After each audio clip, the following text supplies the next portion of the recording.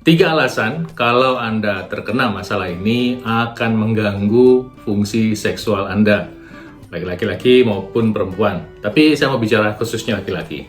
Masalah apa itu? Masalah nyeri pada otot. Ya, bersama saya Dr. Faidan Numanturwan kita akan bahas tentang 3 alasan nyeri pada otot bisa menyebabkan gangguan pada fungsi seksual, disfungsi ereksi, lemah syahwat, bahkan gairah dan hasrat itu turun. Akan saya ceritakan alasan di belakangnya dan kemudian bagaimana solusinya.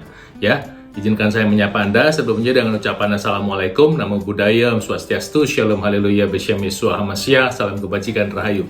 Ya, nyeri otot itu sebetulnya banyak sekali ya, jadi bukan cuma satu. Cuma kadang-kadang fenomenanya itu yang paling sering dibahas adalah saraf kejepit istilahnya gitu ya. Saraf kejepit khususnya kalau di punggung itu namanya HNP atau hernia nucleus pulposus. Kemudian kalau di bokong atau di pantat namanya nyeri sciatica atau piriformis syndrome. Ya, kemudian nyeri lutut. Tapi sebetulnya apa aja sih nyeri yang mengganggu kita sehari-hari? Pertama nyeri pada pergelangan, ya, kemudian nyeri pada siku, kemudian nyeri pada bahu, nyeri pada leher, nyeri pada pinggang belakang, kemudian nyeri pada bokong, nyeri pada lutut, kemudian nyeri pada pergelangan kaki atau ankle, dan nyeri pada telapak kaki.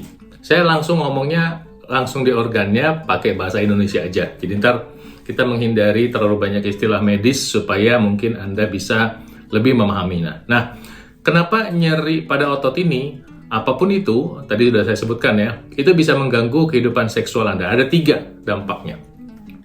Pertama, yaitu rasa sakit itu mengganggu aktivitas seksual tentunya. Ya, bayangkan kalau Anda sedang ingin melakukan aktivitas seksual, kemudian sakit pinggang. Ya, saat bertumpu pinggangnya sakit, atau bokongnya sakit, atau lututnya sakit. Atau ketika hendak berjalan ingin menuju keranjang gitu, telapak kakinya sakit. Ya, atau sedang misalnya dalam posisi missionary, pergelangannya sakit atau bahunya sakit. Jadi sakit itu mengganggu fungsi seksual. Itu yang pertama. Yang kedua adalah bahwa sakit itu atau nyeri pada otot itu menyebabkan Anda enggan berolahraga. Nah, ini nih titiknya. Ketika orang enggan berolahraga, dampaknya apa? Dampaknya adalah terjadi ketidakseimbangan energi dalam tubuh. Kenapa? Karena Anda tetap makan. Ketika Anda tetap makan dan aktivitasnya tidak ada, artinya makanan itu ditumpuk dalam badan Anda. Iya, kalau cuma ditumpuk dalam bentuk lemak. Kalau penumpukannya dalam pembuluh darah, ya misalnya yang Anda makan ternyata junk food, makanan yang kurang sehat, gorengan, bersantan, itu memicu penyumbatan pembuluh darah.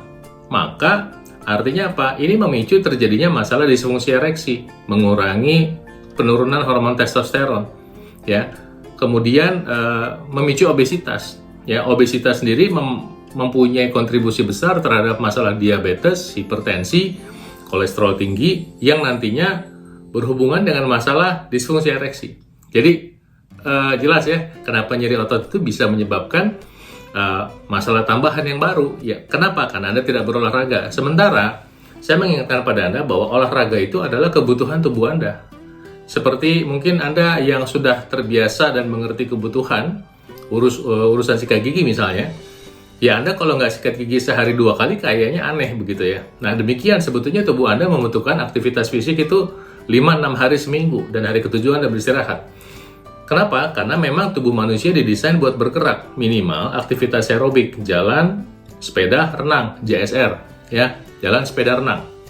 Nah, ketika Anda sakit, Anda nggak berolahraga, masalah-masalah metabolik tadi muncul, memicu masalah baru. Nah, yang ketiga nih, yang mungkin Anda tidak terlalu perhatikan, bahwa efek samping dari obat-obat pereda nyeri itu bisa mengganggu fungsi seksual. Nah, obat pereda nyeri yang golongan NSAID, ya, mungkin pernah dengar namanya seperti ibuprofen gitu ya. Kemudian atau obat golongan pereda nyeri golongan kortikosteroid. Tadi kan ada yang non-steroid, ini ada yang steroid. Yang steroid misalnya Anda menggunakan kortikosteroid misalnya. Saya nggak sebut merek obat-obatannya.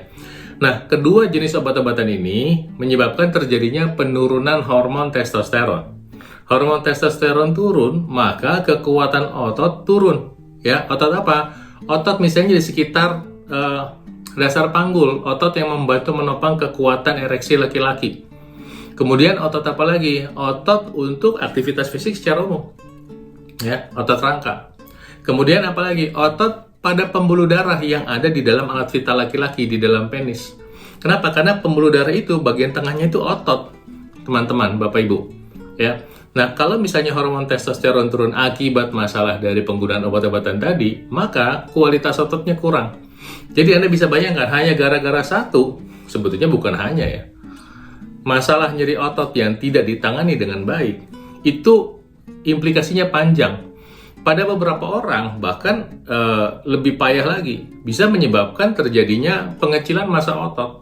Misalnya Anda sakitnya di di bahu sebelah kiri, tidak ditangani dengan tuntas, itu lengan kiri bisa jadi seperti lumpuh, nggak bisa dipakai.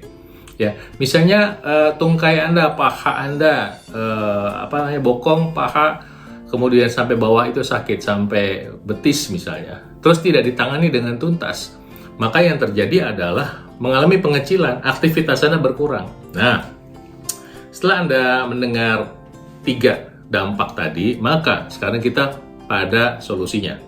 Nah, solusinya adalah begini. Ketika Anda mengalami nyeri, coba konsultasikan dulu ya.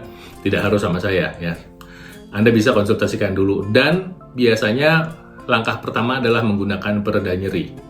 Ya, itu dulu nanti yang diberikan oleh dokter. Nah, ketika konsultasi, apa yang seharusnya Anda cari tahu apakah ada trauma apa tidak. Misalnya apakah ada patah tulang atau ada robekan sendi gitu ya. Kalau ternyata tidak ada, mungkin sebetulnya masalahnya adalah pada otot.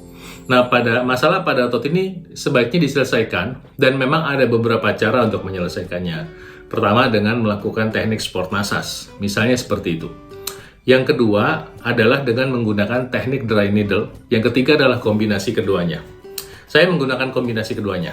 Kombinasi antara sport massage dan dry needle, yang mana ini dikenakan atau diaplikasikan pada otot yang mengalami nyeri. Ketika kita menggunakan dry needle, nanti otot yang nyeri itu di dalamnya sebetulnya ada kontraksi. Nah, kontraksi itu kita urai. Dengan demikian ketika penguraian terjadi, rasa nyeri bisa hilang. Nah, di dalam satu area otot, misalnya di bahu nih, itu penyebab nyeri spasmenya bisa bukan cuma satu titik, teman-teman, Bapak Ibu. Bisa di otot deltoid bagian depan, bisa deltoid samping, bisa di deltoid belakang. Jadi bisa 3 penyebab di deltoidnya. Penyebab di teman-temannya deltoid, banyak lagi. Di belakang misalnya ada komponen namanya rotator cuff, itu ada otot supraspinatus, infraspinatus, kemudian teres minor, kemudian ada subscapularis. Ada 4 otot yang terlibat di situ. Nah, kalau misalnya otot di belakang kita, ya, pinggang, saraf kejepit, belum tentu penyebabnya adalah saraf kejepit. Bisa jadi penyebabnya adalah yang namanya spasma otot atau myofascial pain pada otot-otot misalnya spinalis, kemudian iliotibialis, kemudian spinalis, iliokostal, kemudian otot-otot quadratus lumborum misalnya di samping pinggang. Itu dicari. Ya, nah dengan demikian ketika ditangani baik kombinasi, Anda boleh milih ya kombinasi antara sport massage dan dry needle, nyerinya bisa dikurangi. Dan ketika nyeri dikurangi, dampaknya adalah apa? Anda bisa beraktivitas kembali dengan normal, mengurangi penggunaan obat-obatan, sehingga salah satu aktivitas yang Anda cari ya adalah meningkatkan atau mengoptimalkan kemampuan seksual Anda bisa kembali. Demikian, mudah-mudahan bermanfaat. Saya doakan Tuhan Maha Kuasa memberkati Anda. Jika Anda ingin konsultasi tentang masalah nyeri pada otot, Anda bisa hubungi saya di nomor yang satu ini. Salam sehat untuk Anda.